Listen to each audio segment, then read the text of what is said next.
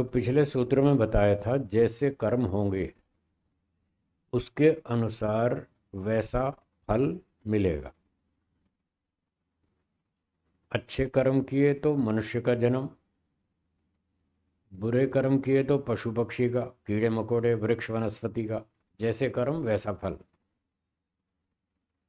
और जैसा फल होगा उसके अनुरूप ही संस्कार जागेंगे। वही फोल्डर खुलेगा जो शरीर मिला।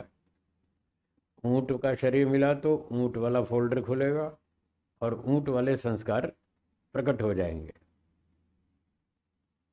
और वो व्यक्ति, वो आत्मा जो ऊंट की योनि में गया, वो सारी क्रियाएं ऊंट वाली करेगा। बिल्ली के शरीर में गया तो बिल्ली वाले कर्म थे, बिल्ली का शरीर मिल गया तो बिल्ली वाले संस्कार जागेंगे। वही फोल्डर खुलेगा, बाकी बंद रहेंगे। अब इसमें ये बात कह रहे हैं जाति देश काल व्यवहिता नाम अपि। तो जाति का मतलब योनि, मनुष्य, पशु पक्षी, कीड़ा मकोड़ा। सैकड़ों हजारों जन्मों के बाद भी व्यवधान, व्यवहिता नाम, इनका व्यवधान होने पर भी, बीच में अंतराल होने पर भी, अर्थात किसी व्यक्ति को मनुष्य के बाद ऊंट का जन्म मिला, उसने कुछ इस तरह पाप कर दिए, उसको भगवान ने मनुष्य मरने के बाद ऊंट की योनि में डाल दिया। इसकी हम समझने के लिए संख्या 1 रख देते हैं। मनुष्य के बाद, मरने के बाद वो पहले नंबर पे ऊंट की योनि में गया। फिर और भी बहुत सारे पाप कर्म थे। फिर उसके बाद ऊंट के बाद घोड़ा बना, फिर गधा बना, फिर बकरी बना, उल्लू बना, शेर बना, भेड़िया बना, सांप बना। ऐसे 50 योनियों में चक्कर काटा और फिर वापस मनुष्य बन गया। 50 जन्मों तक वो पशु पक्षी कीड़ा मकोड़ा बनता रहा, फिर मनुष्य बन गया। अब ये 51वां जन्म था मनुष्य वाला। एक ऊंट से चले थे हम, उसका नंबर 1, और ऐसे ऐसे होते होते होते 50वें नंबर पे फिर मनुष्य, 51वें नंबर पे फिर मनुष्य बना। अब फिर उसने बुरे काम किए मनुष्य बन के, और ईश्वर ने देखा अब फिर इसको ऊंट बनाएंगे। तो पहले नंबर पे ऊंट बना था और 52 नंबर पे फिर ऊंट बना। 52वें जन्म में फिर दोबारा ऊंट बना। तो बीच में 51 जन्मों का अंतराल, व्यवधान, बाधा, ब्रेक। पहले जन्म में ऊंट बना और 52वें नंबर पे फिर ऊंट बना। तो बीच में 51 जन्मों का जो ब्रेक आया, तो कह रहे हैं इससे कोई फर्क नहीं पड़ता। ऐसा मत समझना कि बीच में 51 जन्मों का बीच में ब्रेक आ गया या उनकी बाधा आ गई तो इस कारण से वो ऊंट वाले संस्कार खत्म हो जाएंगे या धूमिल हो जाएंगे या हल्के पड़ जाएंगे। कुछ नहीं, यूं के यूं रखें एज इट इज। जैसी आपके कंप्यूटर में फाइल में फोल्डर रखे हैं, उनमें बहुत सारी फाइलें रखी हैं, आज खोलो 3 महीने बाद खोलो फिर वैसी की वैसी खुलेगी, हाँ या ना। तो जैसे कंप्यूटर फोल्डर में सारी फाइलें सुरक्षित रहती हैं और 3 महीने बाद खोलो तब भी वही फाइल वैसी की वैसी खुलेगी, 6 महीने बाद खोलो तब भी वैसी ही खुलेगी, वो सेफ रहती है। तो यही बात यहाँ कह रहे हैं, ऊंट के संस्कार 51 जन्मों का बीच में व्यवधान होने पर भी, अंतराल होने पर भी 52वें जन्म में ऊंट के संस्कार यूं के यूं फटाफट उभर जाएंगे। उसमें कोई नुकसान नहीं है, कोई क्षति नहीं है, कोई कमी नहीं आएगी, फटाफट वो उभर जाएंगे। तो ये तो था जाति शब्द का अर्थ। 50 जन्म के बाद वो ऊंट बने तब भी वो यूं के यूं संस्कार खुल जाएंगे, जाग जाएंगे। 250 जन्म के बाद फिर ऊंट का जन्म मिला तब भी यूं के यूं। ठीक है। बिल्ली का जन्म 500 जन्म के बाद मिला, फिर वो संस्कार यूं के यूं जाग जाएंगे, उनको कोई हानि नहीं होती, वो सारे सुरक्षित रहते हैं। ये ईश्वर की व्यवस्था है, वो इस तरह से सारी व्यवस्था चलाता है। तो जाति शब्द का अर्थ ये हुआ, कितनी ही योनियों का अंतराल आए तब भी कोई नुकसान नहीं है। देश, सूत्र में दूसरा शब्द है देश। जब वो पहली बार ऊंट बना तो भारत में बना था, राजस्थान में, जैसलमेर में। अब बीच में कई जन्म लेता रहा, कभी तमिलनाडु में, कभी केरल में, कभी चेन्नई में, कभी बेंगलोर में, कभी अरुणाचल प्रदेश में, कभी कलकत्ते में। फिर वो घूमते घूमते उसके कर्मफल के हिसाब से अफ्रीका में पहुंच गया। भगवान ने उसको अफ्रीका में, यहाँ से जैसलमेर से बहुत दूर अफ्रीका में उसको जन्म दिया। तो चाहे कितने भी किलोमीटर की दूरी हो, उससे भी कोई फर्क नहीं पड़ता। ऊंट के संस्कार फिर वैसे के वैसे, फिर यूं के यूं तैयार ताजे खड़े हो जाएंगे। तो योनियों का बीच में अंतराल हो, इससे कोई फर्क नहीं पड़ता। किलोमीटरों की दूरी हो तब भी कोई फर्क नहीं पड़ता। हजारों किलोमीटर दूर चला जाए तब भी वो यूं के यूं संस्कार उसके जाग जाएंगे तत्काल।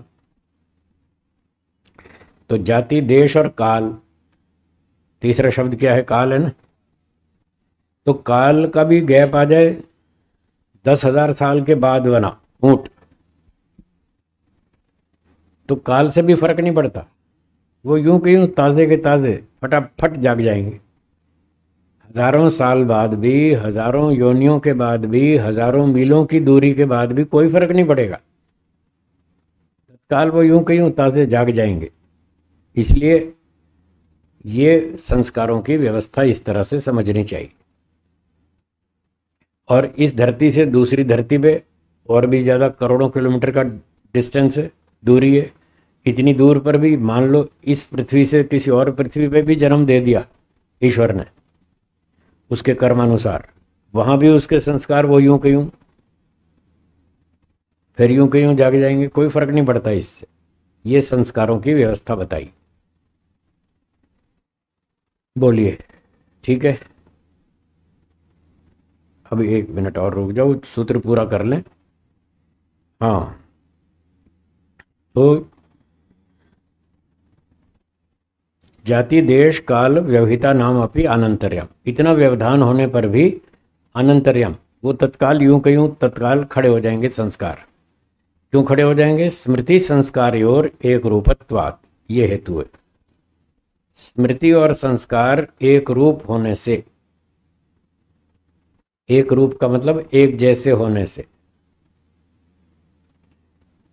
इसका अर्थ ये है, मान लीजिए आपने एक दिन जलेबी खाई, आपको अच्छी लगी,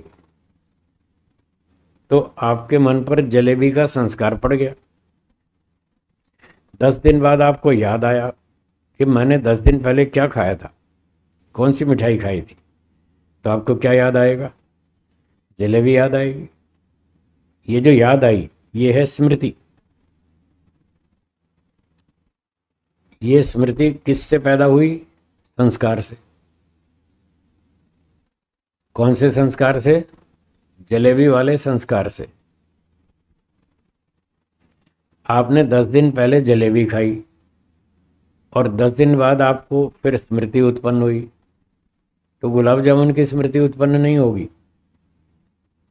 क्यों? क्योंकि स्मृति और संस्कार एक जैसे होते हैं। संस्कार जलेबी का है तो स्मृति भी जलेबी की आएगी। संस्कार गुलाब जामुन का है तो स्मृति भी गुलाब जामुन की आएगी। संस्कार पुलाव खाने का है तो स्मृति भी पुलाव खाने की आएगी। जैसा संस्कार वैसी स्मृति, दोनों एक जैसे होते हैं। ये उदाहरण समझ में आ गया? हाँ जी, आ गया ना। तो जैसे गुलाब जामुन के खाने से वही संस्कार उठेगा और वही स्मृति आएगी गुलाब जामुन की, तो ऐसे ही ऊंट की योनि में जो जो क्रियाएं की, भागना, दौड़ना, खाना, पीना, चिल्लाना, रोना, जो भी जैसी भी क्रियाएं की, उसके वही संस्कार जमा होंगे चित्त में। और जब 50 जन्म के बाद फिर वापस ऊंट बनेंगे तो वही स्मृति आएगी, ऊंट वाली स्मृति आएगी। स्मृति संस्कार एक रूप होने से, ये मतलब है। तो जिस भी योनि में जाएंगे वही संस्कार जागेंगे और सारी स्मृतियां खड़ी हो जाएंगी और वो आत्मा उन स्मृतियों के आधार पर फिर वैसी वैसी क्रियाएं दोबारा शुरू कर देगा। कुत्ते के शरीर में जाएगा तो वो वाला फोल्डर खुल जाएगा और वो सारी संस्कार जागेंगे, उसको स्मृति आएगी कि कुत्ता कैसे बोलता था, वो वैसे बोलना शुरू कर देगा। कुत्ता कैसी क्रियाएं करता था, वो वैसी क्रियाएं शुरू कर देगा। ये है स्मृति और संस्कार का एक रूप होना, एक जैसा होना। हाँ जी, अब बोलिए क्या पूछ रहे हैं।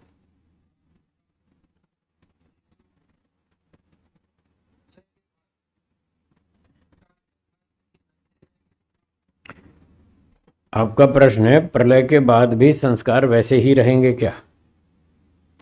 तो उत्तर है जी हाँ। आपकी कमाई है, वो आपकी कमाई आपको मिलेगी। आप 250 रुपये जेब में रख के रात को सो गए, सुबह जब उठेंगे तो कितने होंगे? 500 तो नहीं होंगे, 300 भी नहीं होंगे और 100 भी नहीं होंगे। 250 रख के सोए तो सुबह जागेंगे तो 250 ही मिलेंगे। तो सृष्टि के अंत में जब प्रलय होगी तो जो भी संस्कार हैं आपके पास वो आपकी जेब में है, वो लेकर संस्कार लेके आप सो गए प्रलय में। जब नई सृष्टि में जागेंगे तो बैलेंस वही का वही रहेगा, वही संस्कार आपको मिलेंगे और आप वहाँ से अगली क्रिया शुरू कर देंगे। जैसे अब भी रात को हम सो जाते हैं तो रात को जितने पैसे लेकर सोए सुबह उतने ही मिलेंगे। जैसे संस्कार रात को लेकर हम सोए, सुबह उठकर हमारे संस्कार कौन से होंगे? वही होंगे जो रात को लेकर सोए थे, वही तो सुबह मिलेंगे ना जागेंगे जब। तो जैसे रात्रि बीच में एक विश्राम का समय है, ऐसे ही प्रलय भी वो विश्राम का समय है। बस वो भी रात्रि और दिन के समान है। सृष्टि और प्रलय, रात्रि और दिन, ऐसे ही समझ लो। तो जो संस्कार अंत में होंगे हमारे, वही संस्कार हमको अगली सृष्टि के आरंभ में मिल जाएंगे और उन्हीं संस्कारों से फिर हमारी यात्रा आगे चल पड़ेगी। जाना हमको मोक्ष में। जब तक मोक्ष नहीं मिलेगा अगली यात्रा चालू रहेगी।